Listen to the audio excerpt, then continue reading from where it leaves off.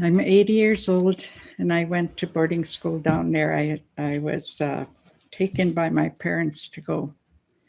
At that time, if the parents didn't want to allow their children to go to boarding school, one of them had to go to jail.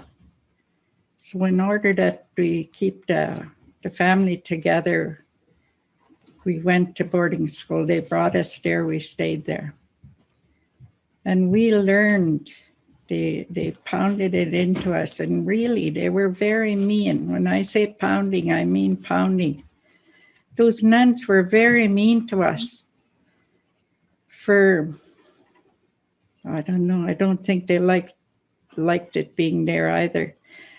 But we had to learn how to be Roman Catholic. We couldn't say our own little blessings the way we said it at home. We had our own way of honoring ourselves and Mother Earth in our own homes when we were little, but we had to leave all that after. So when we were taught at home that we had to look after ourselves physically, mental, emotionally, and spiritual. So that got all stripped away when we went to boarding school. They told us what to say. They told us about a new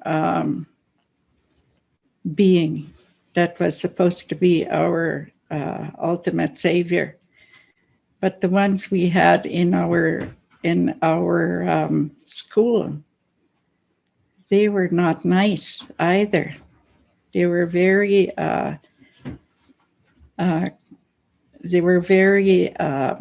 condemning about our people.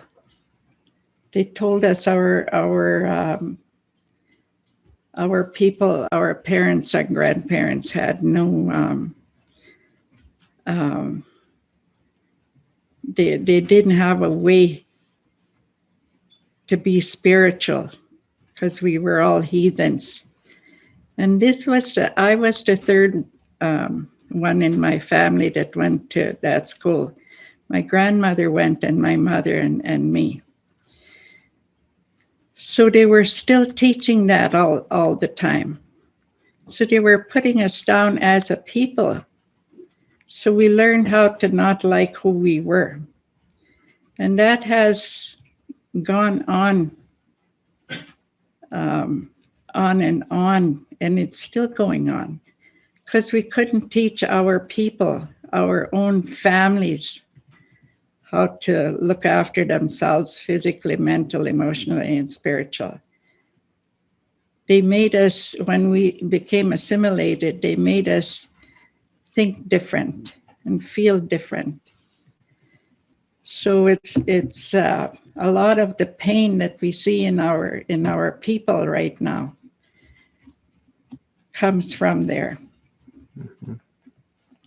So, and I went to another school, Little Brett, also, and that was the same thing. You know, they had they made us believe we didn't have souls. Both places. And that was the ultimate desire of all of us to, how can we be better, do better? And sometimes it's really hard to know. And how our parents had, our parents and grandparents had a hard life because they were had to be assimilated. So now we know how to do that. We don't have to go back. We just have to learn how to look after ourselves in a good way.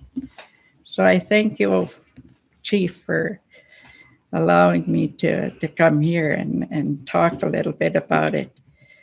I'm an elder on the reserve. I have a sweat lodge.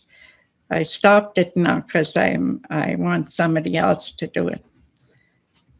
But if you need an elder, you know, people want to come, they can come. I have a lodge. My husband had built me a little lodge, so that's where I see people.